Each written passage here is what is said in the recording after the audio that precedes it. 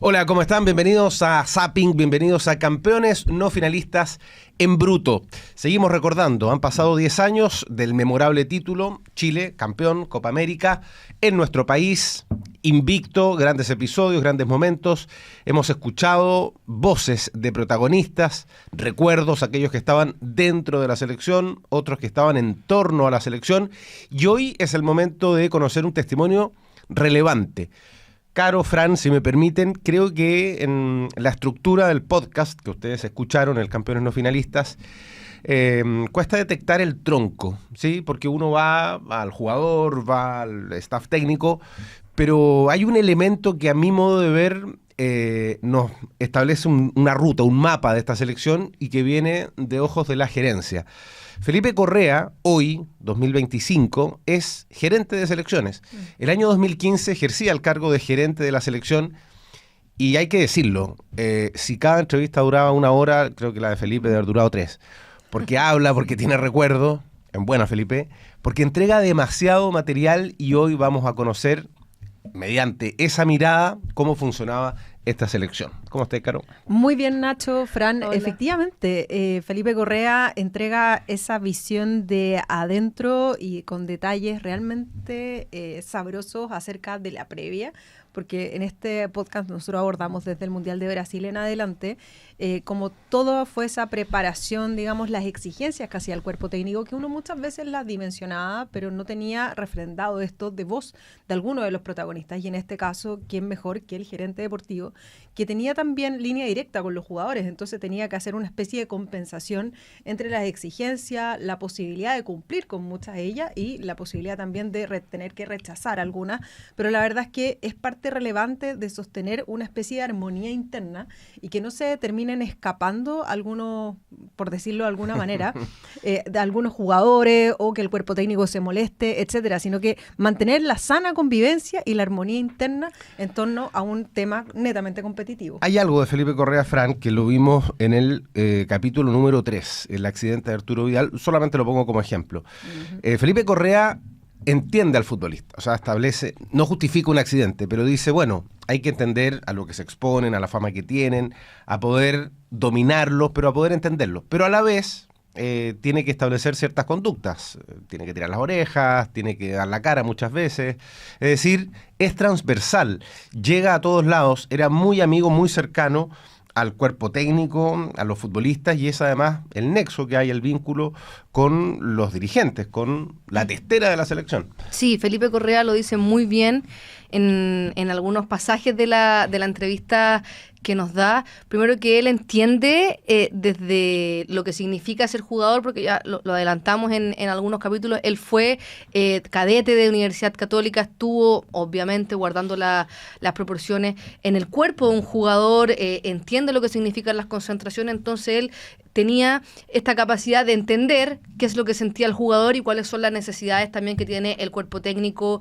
y el staff. Y a pesar de que era de la parte del staff que para la Copa América no concentraban Juan Pinto Durán, porque sabemos que es muy chiquitito, él se despertaba a las 6 de la mañana, 5 de la mañana, y estaba tomando desayuno con los jugadores, entonces vivió todo este proceso desde dentro y también tratando de llegar a compensar lo que significan las exigencias y también el confort de los jugadores, y lo vemos en casos como por ejemplo el accidente de Arturo Vidal o también la lesión de Arturo Vidal en el Mundial de Brasil y previo al Mundial. Previo o sea, al la mundial. preparación. Sí, la preparación al Mundial y también cómo él se compenetró y se sentía parte de esta selección, de este staff, la relación que tenía con Jorge Sampaoli, con Becachese, y a pesar de que ya nos han dicho en varias oportunidades que esta no es una selección cabalera, sí tenía muchas rutinas que no se podía permitir no hacer. Vamos a repasar la rutina,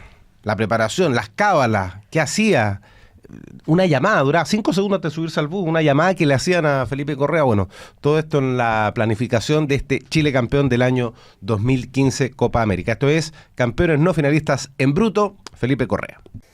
Bueno, soy Felipe Correa, fui el gerente de la selección chilena durante ese proceso que obtuvimos el campeonato de la Copa América 2015, pero inicié en ese rol en enero del 2011, ya estaba trabajando en la NFB en las selecciones juveniles desde el 2010, tomé el rol de gerente de selección a partir de enero del 2011, cuando se fue Marcelo Bielsa, y estuve en ese rol hasta octubre del 2016, después de la segunda Copa América, que fue la de Estados Unidos. Por lo tanto me tocó casi 6-7 años en ese rol y bueno, el Mundial de 2014 por supuesto, después la Copa América en Chile y la Copa América de Estados Unidos. Yo creo que todos estábamos en ese contexto de Pinto Durán, de la selección, súper convencidos de que era la oportunidad que teníamos de hacer historia, porque era una selección que venía desde el 2010 ya mostrando cosas diferentes a nivel competitivo. Entonces, bueno, era todo un contexto donde ibas a jugar una Copa América, que era la oportunidad además de local de hacer algo distinto, y había un convencimiento de ese grupo de jugadores que venía no solo desde el Mundial de 2014, sino que incluso de la Copa América de Argentina en 2011. Yo me acuerdo muy nítidamente con Venezuela. De esa eliminación que ninguno de nosotros esperaba, pero que en el fondo me acuerdo perfecto las declaraciones de Arturo en ese minuto, que iban a pelear y a ganar la Copa América en Argentina. O sea, este grupo de jugadores desde probablemente el Mundial de Canadá de 2007 tenía un chip distinto a nivel competitivo, y yo creo que fue pasando etapas y quemando las distintas etapas para llegar a ese minuto de 2015 que fue el cúlmine, donde además estaba el contexto de ser locales, además en el fondo un proceso que ya tenía cierta maduración con Sampaoli, que nada, se juntaron todos los elementos para ser campeón, y yo creo que es eso, el momento exacto del tiempo de las carreras de esos jugadores, de un entrenador que estaba también en su minuto más destacado, de un grupo del entorno muy convencido también de lo que teníamos que hacer, y de un país completo que está convencido de que esa era la oportunidad. Pero estaban todos los recursos puestos en que esta selección pudiera conseguir algo, pero de una manera, después de haber perdido, ¿cierto?, en Argentina en cuarto de final, y después de haber perdido ese partido en el fondo en octavos de final en Brasil, que era, esto lo vamos a ganar, pero con un esfuerzo y una convicción y un trabajo que tiene que ser de excelencia, y en el fondo no estábamos llegando agrandados a esa copa, sino que de verdad es la oportunidad, no la dejemos pasar, pero hay que matarse. Hicimos todo un análisis de qué íbamos a hacer en el fondo previo a esa Copa América, porque sabíamos que íbamos a estar mucho tiempo concentrados en Pinto Durán. Entonces, bueno, la preparación antes la hacemos en Chile, la hacemos en Europa, la hacemos en algún otro lugar para generar algo distinto. Finalmente, por distintas razones, creíamos que lo que correspondía era hacerla en Chile, pero fueron un mes y medio de vivir en Pinto Durán y de estar pendiente solamente de lo que pasaba entre Pinto Durán y Monasterio Celeste. Partió los primeros días de ese proceso en el Monasterio Celeste con los primeros jugadores que fueron llegando. Un poco lo hicimos justamente para darle un corte a ese proceso no tan largo. En Pinto Durán en ese minuto, y yo no sé si ha cambiado demasiado, pero los jugadores concentraban incluso hasta 3. Entonces no es que estuviéramos en un hotel de 5 estrellas, es un lugar súper austero para trabajar, pero tiene las condiciones que se necesita para estar enfocado en lo deportivo. Claro.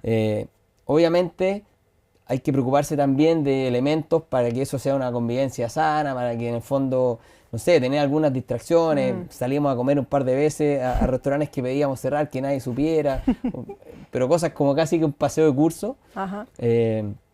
Pero muy mínimas, porque el foco está en competir, y bueno, había momentos de libertad que tenían los jugadores que esos eran propios de ellos los administraban. Entonces no fue difícil en el fondo convivir con eso, porque yo estoy seguro que para obtener resultados en el fútbol, siendo dirigente, siendo gerente, siendo lo que sea, tienes que estar involucrado full con el corazón de esto, que es la competencia y la cancha. Ese día, me acuerdo, yo no podía dormir en Pinto Durán, me levantaba todos los días a las 6 de la mañana, me iba a Pinto Durán y me volvía a las 12 de la noche, pero no habían camas suficientes para que el staff, todos, sino que obviamente los que tienen que estar más en servicio, gente del cuerpo médico, obviamente ellos sí, los entrenadores, pero el resto de la periferia teníamos que ir y volver en el fondo a saludar y con suerte a la casa, pero ese día me levanté muy temprano y uno de mis niños, que tenía en ese minuto 2 años o 3 años, lo veo temprano, recién levantado, y está al lado de una canasta, o sea, en la cocina, al lado de un cajón de huevos. Y lo veo y le digo, hoy día, Bauti, vamos a poner huevos, le digo. Y ese recuerdo es imborrable.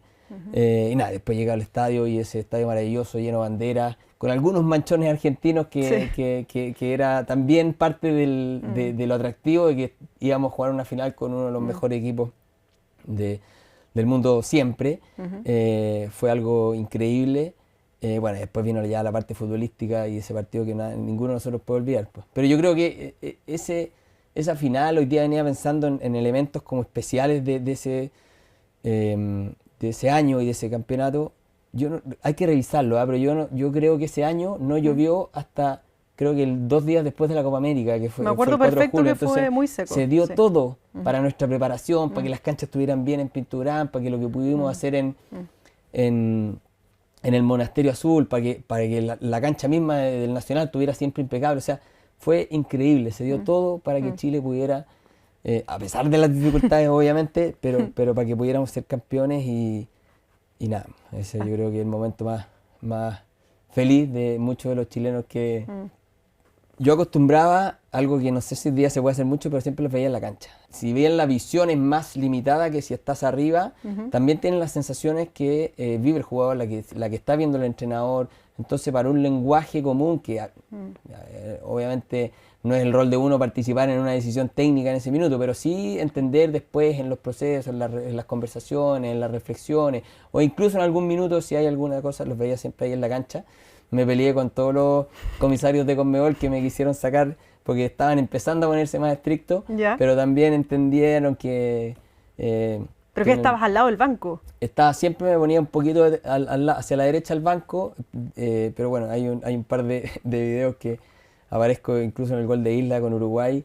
Fue inevitable salir corriendo y aparezco ahí casi bordeando la cancha. Oye, ¿y el penal de Alexis, Felipe? ¿Estabas en el mismo lugar?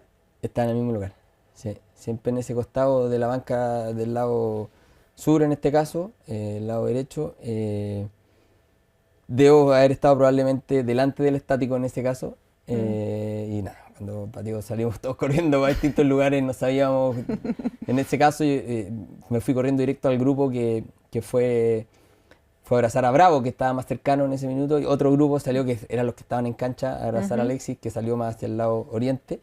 Y después, bueno, empezaron ya los abrazos colectivos entre todos.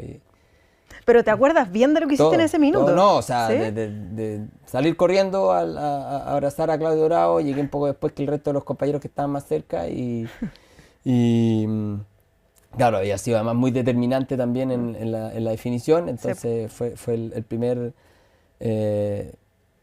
trayecto que recorrí corriendo, y después ya una vez que empezamos a saludar ahí al resto, ya se paró Claudio y el resto nos fuimos hacia el resto del equipo. ¿Y ese penal te lo esperabas? No, o sea, no alcancé a pensar en ese minuto lo loco que estaba en haber tomado esa decisión. Pero cuando vi que Romero ya se había tirado hacia el otro lado y la vez lo tenía entrando, nada, ni siquiera alcancé a reflexionar lo que había hecho, era salir corriendo y como todos los chilenos, tampoco muy acostumbrados a celebrar en ese minuto, entonces fue muy espontáneo, lo que le nació a cada chileno, de gritar, de llorar, de no saber hacia dónde ir y moverse, porque es algo que no lo habíamos hecho nunca. La verdad que tenía mucha confianza en los pateadores, primero porque habían algunos que en el fondo tienen mucha tradición. Arangui, yo no sé si se le ha ido algún penal en su carrera. Pocos. Muy pocos. Arturo, que si bien ha fallado alguno, en momentos como eso es un jugador que no va a fallar. Entonces, bueno. Matías, que el primero lo patea así. Bueno, Matías me dice, siempre la calidad técnica de Matías fue impresionante, pero uno podría decir, chuta, no ha jugado todo el campeonato de titular, quizás puede tener menos confianza que otros, y va y patea ese penal en el ángulo. Entonces yo creo que fue el primer empujón para decir, ojo, que estamos acá, somos locales, queremos ganar, y lo vamos a ganar. Y también el track record de Matías bateando penales debe ser... Entonces, nada, se nos juntaron distintos elementos que bueno, todos conocemos y disfrutamos. Ujú. Eso es un lugar donde tienen que estar los jugadores y sí estuvieron sus familias, que creo que hoy día se usa menos, pero me parece que fue muy genuino y que fue muy, muy bonito que lo vivieran. Creo que detrás del futbolista siempre hay un montón de cosas de la familia. Hoy día televisivamente es más limpio que estén solo los jugadores. Creo que eso también es parte de un poquito de la modernización, pero creo que eso fue bien genuino como se dio. Era primera vez en la historia que ganábamos un campeonato y fue genial que estuvieran todos ellos. Uy, qué difícil ponerle un nombre, pero bueno, yo creo que es un sueño de todos los que vivimos por el fútbol, ser campeón de América, porque creo que es probablemente a lo que máximo que podíamos aspirar en ese minuto. Yo creo que, siendo razonable, sí creíamos que podíamos ser campeones de América. No sé si nos acostábamos todos diciendo vamos a ser campeones del mundo, pero se cumplió un sueño. O sea, en ese contexto, en ese nacional, en ese... Y además me tocaba con ese nivel de protagonismo poder ver a una selección chilena tan de cerca y haber participado de eso, ganar una Copa América, es un sueño de niño. ¿Sabías que hay otras formas de pasarlo bien en el fútbol chileno? Ándate a la segura con Coolbetchile.com y apuesta en tu equipo favorito donde estés y a la hora que quieras. Si buscas cómo entretenerte, siempre Coolbet. Hace 10 años lo dimos todo por Chile, ahora lo damos todo por Coolbet. Por eso, todo momento es bueno para pasarla bien en Coolbetchile.com, de una manera simple, rápida y confiable. Juega tranquilo y vive cada partido con emoción. Si buscas cómo entretenerte, siempre Coolbet. Bueno, Felipe Correa estableció un vínculo muy cercano con Sampaoli, habla muy bien del Sampaoli técnico, habla muy bien de Becachese, habla muy bien de Decio, salen a rotar juntos, etcétera. Y le tocó viajar mucho, además, en la planificación, ¿no? Recuerdo, por ejemplo, a Brasil para definir dónde iban a concentrar. O sea, ¿qué categoría en los aviones debe ser? Golden, Black. Totalmente, Ultra, le deben poner pucha que una viajaba. alfombra Sí, roja. sí. Un asiento con Don Felipe, ¿cómo le va? Bienvenido. Comodoro Felipe. Sí, claro. ¿Va a pilotar usted el avión? No, viajó mucho. Y ahora, hay uno de esos viajes que nos vamos a tener acá y cuenta una historia bien entretenida viendo a Arturo Vidal. Y lo marco como el ejemplo. De todos los viajes hay uno que él remarca que es la relación o la visión que tenía hacia algunos futbolistas, pero con Arturo Vidal en la Juventus, una cuestión que llamó la atención. Totalmente, porque va a estar mucho más entretenido y detallado en voz de él. Sin embargo, como anticipo, habla de la extraordinaria y este superdotado que era Arturo Vidal, una capacidad prácticamente sobrehumana en temas físicos, y él lo relata en primera persona porque visitaba regularmente a los jugadores y también, como decías tú, participaba de estos viajes que no solamente era ir a ver in situ a los clubes, digamos, y a conversar con los cuerpos técnicos y hacer un repaso, digamos, 1 a 1, sino también participar en la logística. Y eso también lo cuenta en esta fracción que vamos a escuchar a continuación, donde habla principalmente de cómo participó en la elección del lugar donde se iba a concentrar Chile, que para muchos nos llegó como información ya consolidada. Sin embargo, tiene un historial interesante detrás de la cantidad de viajes, de cómo se escogió, de que no era un sitio que estaba oficialmente aceptado por la FIFA y cómo lograron, digamos, incorporarlo al catálogo final. Y hay otra cosa además, Fran, que tiene que ver con cómo veía él, o sea, estando tan encima cómo veía la convicción de todos, desde Sampaoli hasta el jugador número 23, para ganar la Copa América. Sí, Felipe Correa nos cuenta que esta convicción que tiene esta generación no viene solamente desde la final perdida con Brasil el año 2014, sino que desde la Copa América 2011. O sea, desde ahí, y él es una de las tantas voces que nos dicen que ahí esta generación dorada empieza a forjarse, empieza a darse cuenta que puede hacer más, y él vive prácticamente todo este proceso desde dentro, cómo van evolucionando los jugadores, cómo van madurando los jugadores y cómo van haciendo pequeños detalles en sus rutinas diarias, en sus clubes, que finalmente logran que este grupo de jugadores excepcionales que tuvimos en la selección logre consagrarse campeón de América. Todo en pos de este título solo, hasta ese momento inédito, sabemos que hasta antes de la Copa América, habían solo 3 países que no la habían levantado. Y para Chile, un equipo de tanta tradición, ya se hacía algo necesario y se hacía casi un sufrimiento el disputarla, el poner la nariz muy cerca de la Copa y no ganarla. Venezuela, Ecuador, Chile. El resto la había ganado en al menos una oportunidad. ¿Por qué la querían ganar? ¿Cómo se propusieron? ¿Qué pensaba Jorge Sampaoli más de Felipe Correa? Esto es Campeones No Finalistas en Bruto, aquí en Zapping. Yo creo que el momento es cuando, después del accidente de Arturo, entonces todo el trabajo, la tensión que hubo en ese proceso de decisión, en ese momento que todos conocen y que fue durísimo para él, para nosotros, para todos, que obviamente tenía un fuerte foco, hay un aspecto humano, pero un fuerte foco también en la importancia deportiva que tiene Arturo y que además lo demuestre de esa manera en la cancha y que ¡pum!, el equipo, ok, salimos de este problema, ganamos este partido, Arturo demuestra la importancia que tiene, la influencia que tienen los equipos. Fue demasiado importante como base, pero obviamente el momento que digo, Chile está, es cuando Mauricio Isla hace el gol a Uruguay. O sea, era un partido súper difícil, súper cerrado. Bueno, son todos los momentos como bien emblemáticos de esta Copa, pero son los más influyentes del título, obviamente. O sea, la selección venía con una ética de trabajo y una herencia que era muy importante, que había instalado en su minuto Bielsa y Juan Carlos Berliner y la administración anterior, de la cual también participé, que venía de la época de Harold, donde el aspecto competitivo era tremendamente relevante y había que enfocarse en eso. Y después, bueno, nosotros fuimos también implementando esa política y para elegir el lugar de concentración de Brasil, me acuerdo que hicimos muchos análisis porque nos tocaban jugar en Río, nos tocaba jugar en Sao Paulo y nos tocaba jugar en Cuiabá. Obviamente no nos íbamos a quedar en Cuiabá porque el lugar no era adecuado para quedarse. De hecho, tratamos de estar menos días de los que estuvimos porque era realmente inhóspito. En Río era una fábrica de desconcentración, Sao Paulo también, o sea, buscamos el lugar que además estuviera equidistante de los lugares. Me acuerdo que viajé, creo que 12 veces a Brasil a ver distintos campos de entrenamiento, complejos, en fin, recorrí con Jorge Decio, ciudades en helicóptero completo, 4 complejos al día, eran viajes interminables eligiendo el lugar, hasta que elegimos Toca de Raposa sin que estuviera dentro de las opciones que te entregaba la FIFA. Y ahí yo peleé, porque lo elegimos como, en el fondo tuvimos vínculo con Cruzeiro, lo fuimos a ver y dijimos, este es el lugar.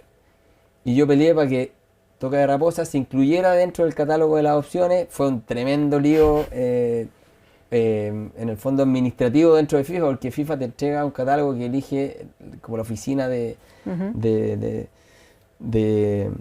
competiciones y no lo había, y eso quiere decir que no había firmado un contrato con ellos. Y me acuerdo que me peleé me peleé entre comillas con harta gente de FIFA para que se incluyera, terminamos incluyéndolo y creo que fue súper relevante ese lugar porque se logró también una cosa de convivencia, de equipo y todo, que fue súper importante para lo que ocurrió en el 2015. ¿Qué te pedía Jorge Sampaoli, cuerpo técnico? Tenía Toca de Raposa 1 y 2, sí, lo que nos permitía tener Toca de Raposa, la selección adulta en el fondo, con su staff directo, ¿ya? Sin ninguna persona más en el complejo, con 6 canchas disponibles, con fisiología, con gimnasio, con todo ahí mismo, y Toca Raposa 2 para que se quedaran los sparring que llevamos al mundial, que iban en el fondo para cada entrenamiento en un bus y volvían, y alojamiento del resto del staff 100%, o sea, era que nadie vea los entrenamientos, que nadie vea, muy celoso de la información. También yo creo que era parte de una herencia de Bielsa en ese sentido. Él imitó las cosas buenas de Bielsa a rajatabla y algunas quizás las perfeccionó. Competitivo, quizás la persona más competitiva que conozco y que le dolía perder como a nadie. Jugando pádel, jugando tenis, jugando lo que sea, lo transmitía, jugando tenis fútbol, miles de partidos que tuvimos, él le gustaba ganar siempre, y se ponía muy mal con la derrota, se ponía muy mal con la derrota y esta selección por suerte le dio muchas satisfacciones porque no fueron muchas las veces que perdimos. Pero su principal atributo es esa capacidad de convertir esa mentalidad ganadora y competitiva, o sea, en darle fundamento. ¿Qué hago para competir bien? Entonces se asesoraba muy bien. Y se asesoraba con buenos equipos de trabajo, Sebastián Becachese en la misma línea, Jorge Decio en la misma línea. Después de eso, nosotros trabajamos con hoy día que es el ayudante Guardiola, que es Juan Manuel Lillo, lo trajimos a Chile. Siempre estábamos pendientes de cómo mejorar y un adelantado también en un montón de temas de tecnología. O sea, todo el tema que hoy día ya es un desde ver video, análisis de datos, información hacia el jugador, fue de los primeros que implementó ese tipo de cosas. Claro, después siempre hay alguien que te pilla. Hoy día los de entrenadores deben haber varios más destacados en eso, pero él era un obsesionado con conseguir todas las herramientas para competir mejor. Pero él necesitaba trabajar con gente que le siguiera el ritmo, y eso lo logramos, y obviamente fue un proceso bien duro.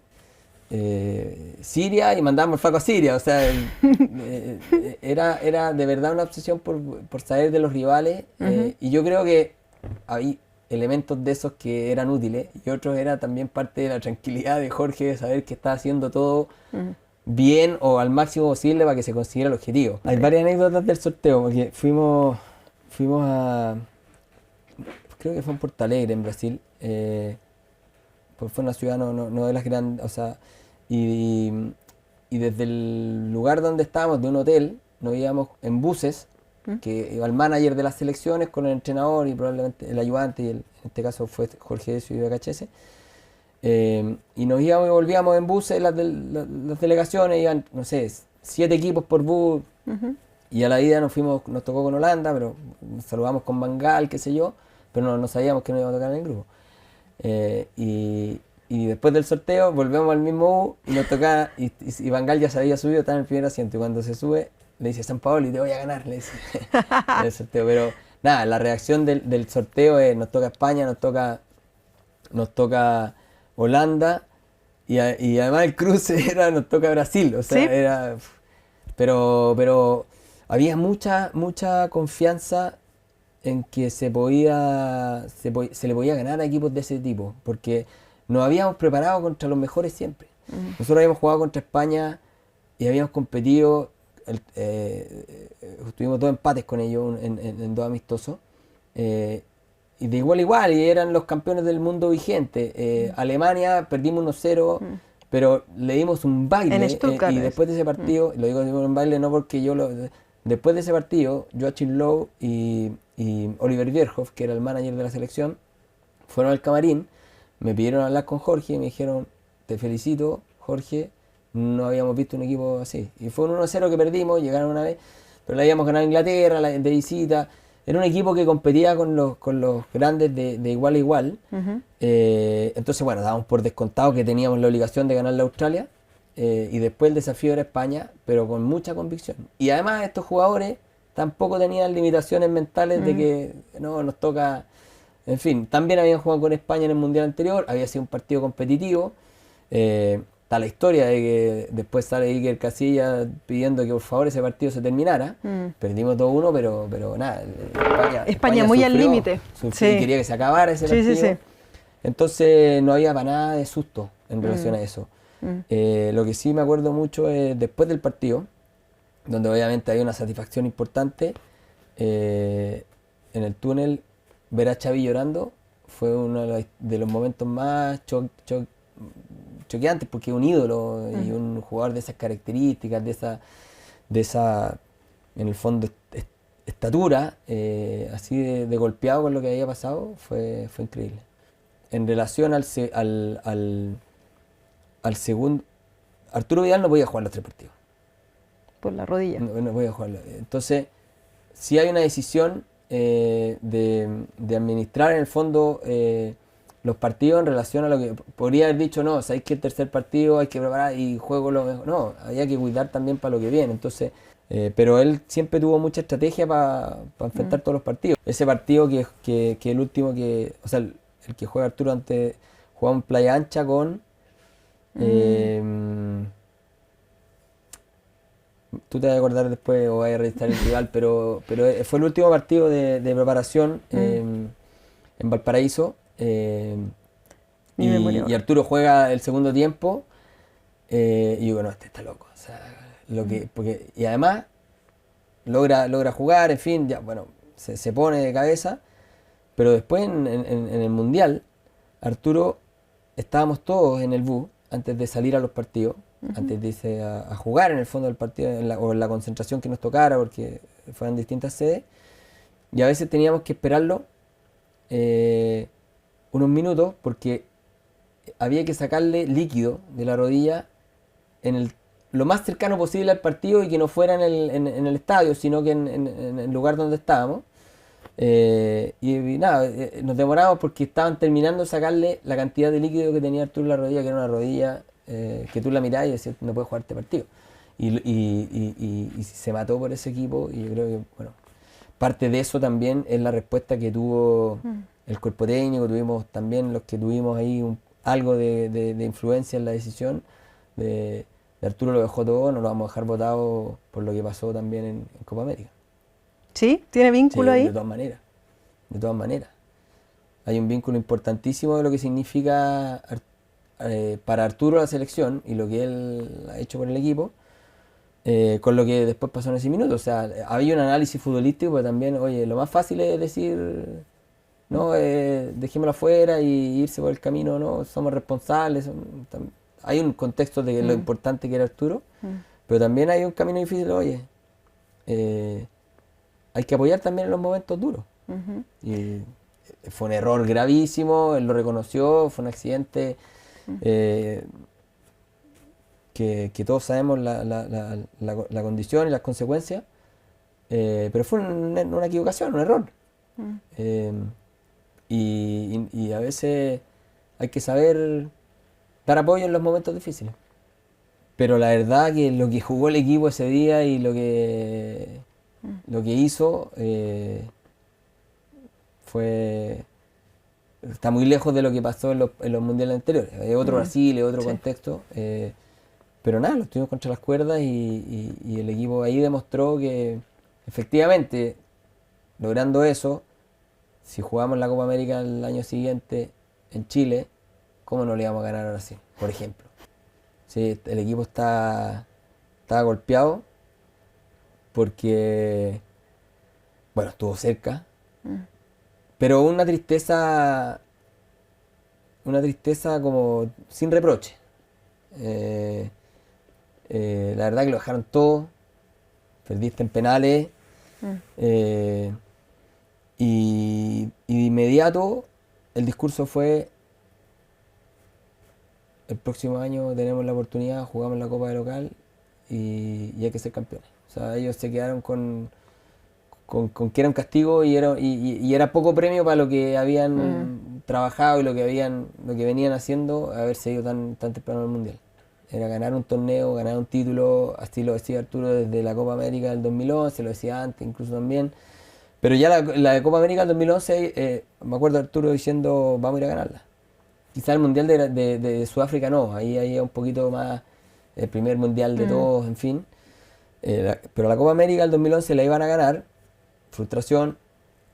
Mundial de Brasil, es distinto ir a decir que va a ir a ganar un Mundial, pero iban con mucha mentalidad y después, bueno, no lo ganan, pero sí el hambre existía. Entonces, ahí sí que el mensaje de colectivo de todos ellos fue, bueno, en Chile tenemos que ser campeones. Si nos preocupamos, que es lo que te decía antes, de tener las condiciones para hacer el mejor local posible, pero de hecho tuvimos las mejores facilidades posibles, porque estuvimos siempre concentrados en el mismo lugar y jugamos en el Estadio Nacional. Entonces yo te diría que para efectos logísticos fue uno de los torneos más cómodos para mí, más allá del tema obviamente de recibir a las familias, de coordinar que estuviéramos bien en Pinturán, de que nada, por lo que significa los nervios de los días libres, de salida, ese tipo de cosas, pero que la preocupación era más que la cancha nuestra estuviera siempre impecable, que la preparación de nuestras canchas de entrenamiento de primer nivel, que en Pinturán estuviera todo bien. ¿Sabías que hay otras formas de pasarlo bien en el fútbol chileno? Ándate a la segura con coolbetchile.com y apuesta en tu equipo favorito donde estés y a la hora que quieras. Si buscas cómo entretenerte, siempre Coolbet. Hace 10 años lo dimos todo por Chile, ahora lo damos todo por Coolbet. Por eso, todo momento es bueno para pasarla bien en coolbetchile.com, de una manera simple, rápida y confiable. Juega tranquilo y vive cada partido con emoción. Si buscas cómo entretenerte, siempre Coolbet. Bueno, hay episodios que marcan la Copa Chile 2015 que están dentro de la cancha. O sea, si yo les pregunto, La Copa América, esto es una perdón. pequeña trivia. ¿Contra quién jugó? Era la Copa América 2015. Ya. Pero dale. ¿Contra quién jugó? Dime, Contra- tres equipos. Uruguay Ya. es el número 1, Ya. Argentina Ya, y Ecuador. listo. ¿Quién era el técnico? A ver, Jorge Sampaoli. Ya, o sea, son cosas que uno dice, bueno, es cosa de ver, archivo. Pero hay otras cosas que no pasan dentro de la cancha durante la Copa. Por ejemplo, un accidente grave de una de las estrellas del equipo, la relación que va más allá de la esfera deportiva.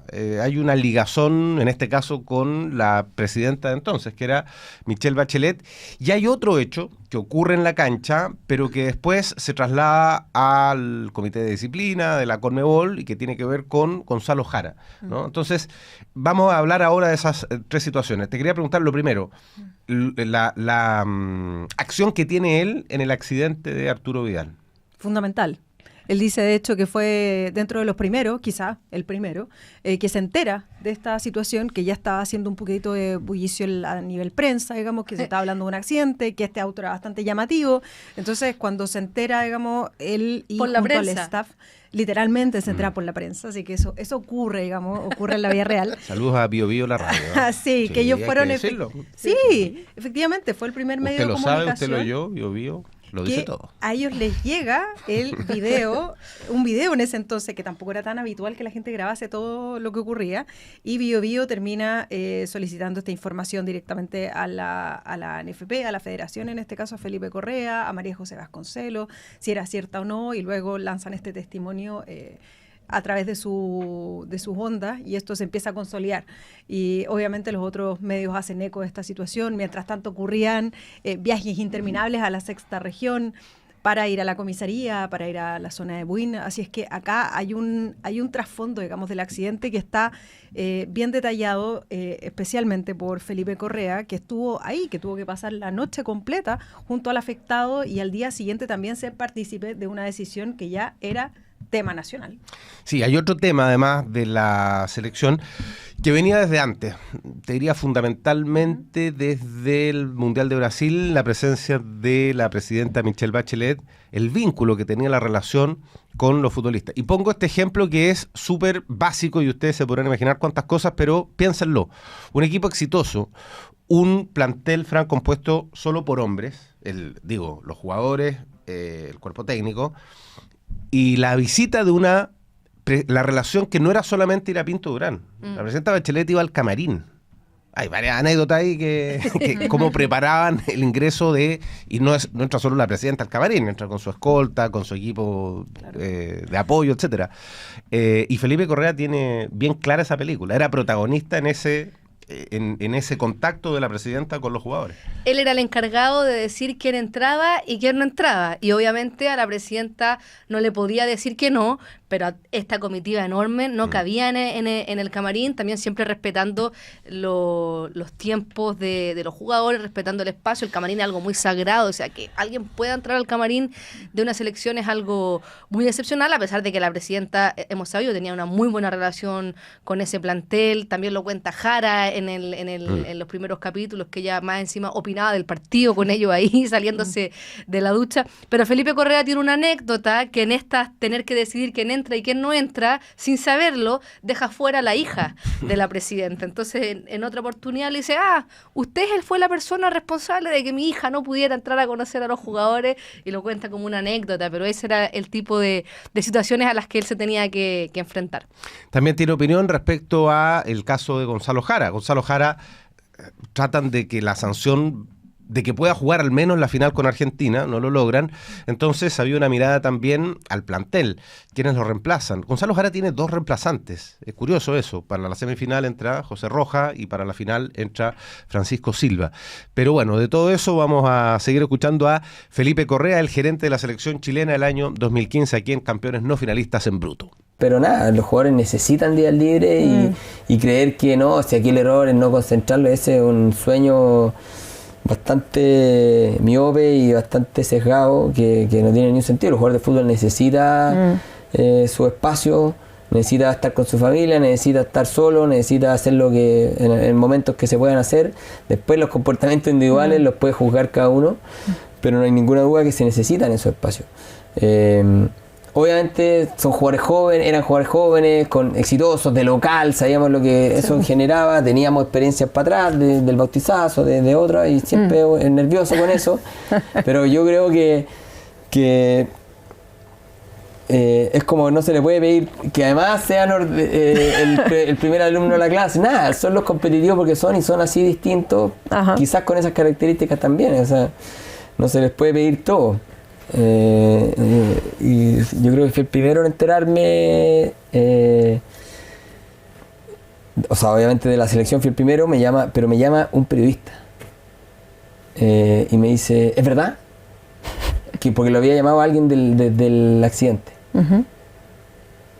Y agarro el auto, me voy hacia el acceso sur y alcancé a llegar así el primero de la selección al accidente. Y nada, pues después ahí estuvimos con Arturo en el proceso que tuvo que vivir, pues primero pasó a era una posta prácticamente en Buin, donde le hicieron el control, la alcoholemia, en fin, y después también el acuerdo que tuvimos todos es, bueno, pasó esto, Arturo tiene que vivir el proceso como cualquier chileno, de proceso de detención, y fue uno de los momentos más duros porque obviamente pasamos toda la noche ahí. Después de la posta pasó a la comisaría también creo que era en Buin, después al control de detención en el Palacio de Justicia y después, o sea, hizo el proceso idéntico al que hubieras tenido que hacer tú o yo. Y por suerte no hubo lesionados de gravedad ni nada y permitió que por la ley vigente de ese minuto pudiera salir libre al día siguiente y después ya venía la decisión de institucional y deportiva. Además de todo lo que asumió Arturo también en términos de responsabilidad y de culpa, que él lo admitió públicamente y todo. Hice el control de detención, en fin, y después claro, ya que quedó en el fondo liberado, venía el proceso de la decisión. Obviamente después fui a Pinturán, conversamos con sus compañeros y ahí venía vino como un día completo de análisis, de decisión que hacer, y ahí pasaron miles de análisis de pro y contra y con variables que no eran solamente futbolísticas, eran de todo tipo, humanas, comunicacionales, futbolísticas. ¿Y tú desde un principio estuviste a favor, digamos, de reincorporarlo? Sí, yo estuve a favor de reincorporarlo porque estuve desde el minuto 1 del accidente, estuve con él, su primera reacción fue quizás más espontánea, lo que salió en su minuto con Carabineros, pero después fue un poco asumiendo lo que había pasado, bajando un poquito la adrenalina que tenía en ese minuto en la situación y nada, Arturo es joven, un tipo que a esa edad cualquiera, a mí me pasa que a veces a los futbolistas se les juzga como si debieran tener la madurez de otras personas. O sea, bien, son personajes públicos, tienen otros niveles de exposición, ojalá se cuidaran más, pero hay veces que no tienen la herramienta o tienen características personales que son distintas, y yo eso trato de aislarlo, digo, bueno, ¿qué significa esto? Y desde ese minuto Arturo siempre tuvo una postura constructiva después de la primera reacción y en eso no dudé en apoyar la decisión de que él se quedara. Pero la vida tiene cosas así, pues, en general. Entonces nada, en ese minuto obviamente había frustración entre varios compañeros, que me parece lo más natural. Y son frustraciones que después logra también. Arturo tiene una calidad, una capacidad de tener buena onda con sus planteles a los que se integra, más allá de que puede haber tenido en sus carreras conflictos puntuales, pero él siempre es carismático, entonces y él lo demostró esto no es una sensación solo mía. O sea, él va al camarín del Barcelona y se hace amigo, va al del Bayern y se hace amigo, el de la Juventus, y el de Chile lo mismo, y tiene ese carisma. Y logró revertir esa situación, pero es muy natural que estuvieran frustrados y enojados los compañeros en ese minuto. Por eso digo que fue tan relevante para mí cuando volvió a jugar, lo hizo bien, se volvieron a componer un poquito las relaciones y fluyó el evento, porque obviamente había susto. La decisión no era, yo no estaba tomando la decisión, sino no estaba tomando esa postura frente a la decisión, que como te digo fue más global, pensando que era seguro que era éxito esa decisión. Para el tema de Jara con Cavani, que eso también marca, digamos, la Copa, ¿cómo recuerdas ese episodio en particular? Es otra época, o sea, el contexto sería muy distinto hoy día, porque probablemente a los 10 segundos te hubieras enterado de lo que pasó. Entonces, porque hay un video, porque redes sociales pasan. En esa época no existía eso, en 2015 todavía. Sí. O un poquito menos. Entonces, para mí fue, Jarita hizo echar a Cavani, bienvenido, tenemos uno más, con esto más posibilidades de ganar. Y lo primero que hice, le tira el manotazo, que se vaya, Roja, ¿no? O sea, y después vino, que hizo, vivo Jarita y listo, o sea, un crack. Claro. No me cuestiono, y que si es que estuvo bien. Claro, hoy día hay más elementos, probablemente no lo hubiera podido hacer porque hubieran revisado el VAR y hubieran dicho, no, sabes que no es expulsión, sino que es roja Jara por hacer esto. Claro. Pero en esa época no existía y tú jugás con las condiciones de ese minuto. Y para mí, y cualquiera que haya jugado fútbol dice, lo hizo Char, va, fantástico. Sí. De hecho, ve la final. No, nosotros nos volvimos locos para tratar de que le dieran una fecha y que pudiera jugar la final, y tratamos de hacer todas las apelaciones posibles, pero ya después, ya con las imágenes, con los videos, todo, ya era imposible. Sí, fue una baja súper dolorosa, digamos, me imagino, ¿no? Jara en esta generación fue un jugador tremendamente determinante, o sea, un jugador que era muy relevante para la forma de jugar que tenía el equipo, con centrales rápidos, con una defensa expuesta que tenía que recorrer muchos metros, con buena salida. Gonzalo partió jugando de volante, entonces un jugador que en el fondo para la forma en que jugaba la selección era muy relevante.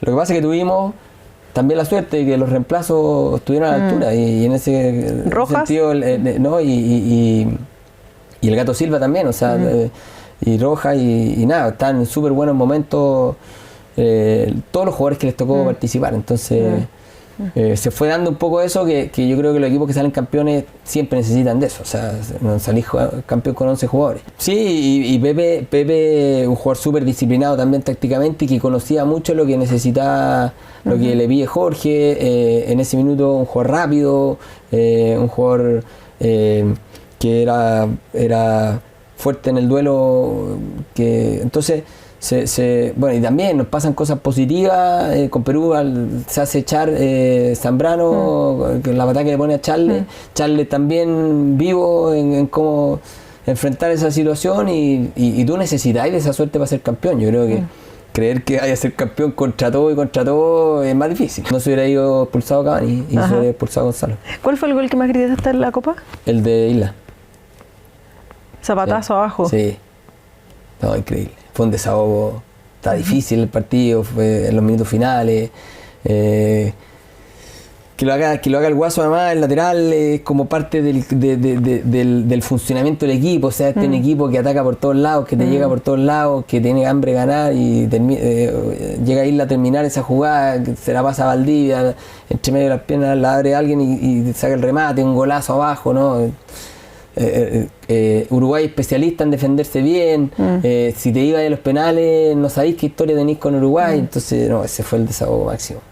Y en cuanto a lo que sucedió después, porque ya hablamos acerca de la celebración en la cancha, pero ustedes como selección, todos, digamos, estaban invitados cordialmente a La Moneda. Sí, ¿te acuerdas de eso? Increíble, porque el trayecto fue, yo creo que el momento más emocionante que he tenido en mi vida, ver a todos los chilenos con esa alegría. Nos fuimos en ese bus abierto que nos jugamos de haber contratado, obviamente. Y recorrimos desde el Estadio Nacional hasta La Moneda, pero de verdad a 5 kilómetros por hora. Y ahí sí que no se podía avanzar, y la gente con un cariño, una alegría, y los jugadores también conectados con eso. Y yo de verdad sentí que suerte tengo en la vida de poder haber trabajado y aportado un grano de arena para que mi país sea tan feliz. Entonces ya era Sí, una nueva fuimos. visita. Teníamos muy buena onda con la presidenta, porque claro, ella iba siempre también estuvo en Brasil también, iba al camarín a saludar. Ella me retó varias veces porque a mí me tocaba el rol de decir, o sea, no podía entrar todo el mundo tampoco al camarín, pues, y una vez me dijo, usted el que dejó a mi hija afuera, me dice. Porque tenía que cuidar el, Obvio. no sé, pues el espacio de los jugadores también. Pero la verdad que un buen amuleto ¿Sí? para la selección. Tenía un par de llamados por teléfonos que sí o sí tenía que tener antes, que podía hacer para hablar del clima, con un par de personas que no podía dejar de hacerla y que obviamente se cumplieron, entonces la hicimos siempre, pero era un llamado de 2 segundos, era como antes de subirnos al bus y podía estar, no sé, en lo que sea, había que contestar. Pero y seguramente tenía más que cábala mucha rutina. Éramos en las mañanas, salíamos a correr con BKHS, hacíamos un recorrido, hablábamos de no sé qué, el desayuno, o sea, tú armas una rutina más que solo cábala en base a lo que te permita sentir que estás haciendo todo para ganar. Los recuerdos y de los partidos que llevaron a Chile a ganar la Copa. Qué bueno que se haga este recuerdo de esos 10 años, de ese momento histórico.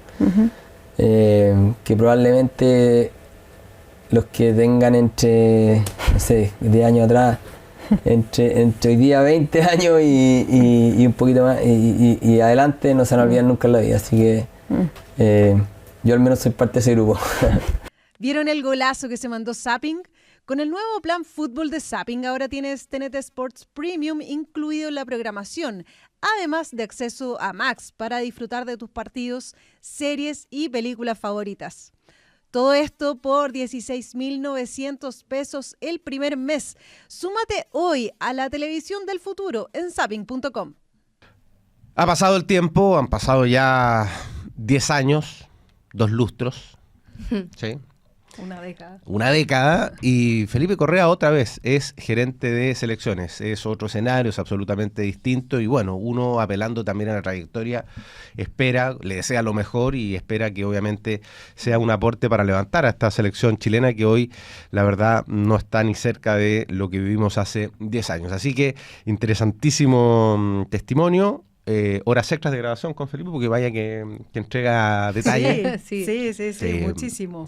Y en el próximo capítulo nos vamos a acercar también a una persona muy querida en el entorno de la selección, en la interna de la selección, y que también aporta tan buenas historias como la que nos entregó Felipe Correa. Lo adelantamos, ¿no? Sí, lo adelantamos, por supuesto. Wilson Vázquez, que es el utilero histórico de la selección, hoy en día ya no está junto a ese elenco, sin embargo pasó muchas décadas ahí adentro, así es que conoce a la perfección a ese grupo que vio crecer. Esa entrevista la hicimos... Ese día no estabas tú. No, tenías una fiesta, no sé. Andabas con la caña. No, fue un día en la mañana, fuimos con la Fran y dentro de toda la historia nos contaba lo que significó, más allá del trabajo de Wilson, lo que significó para él trabajar en la selección, los beneficios que le trajo. Sí. Adelantando nomás. Sí. Él nos cuenta cómo le cambió la vida ser parte de la selección, incluso que, lo vamos a adelantar, se pudo comprar una casa. Mira. Gracias a poder los años trabajando en la selección. Él cuenta su historia de vida, que él es una persona que viene de un sector bastante vulnerable, y él lo define así. En La Serena. En La Serena, y cómo el fútbol finalmente, sin ser futbolista, lo sacó de esa situación donde él tiene compañeros de barrio que no tuvieron la misma suerte que él. Bien, bonito adelanto para nuestra próxima entrega de Campeones No Finalistas en Bruto. Vamos a estar con Wilson Vázquez, el histórico utilero de la selección chilena. Nos vemos en la próxima entrega. Un abrazo.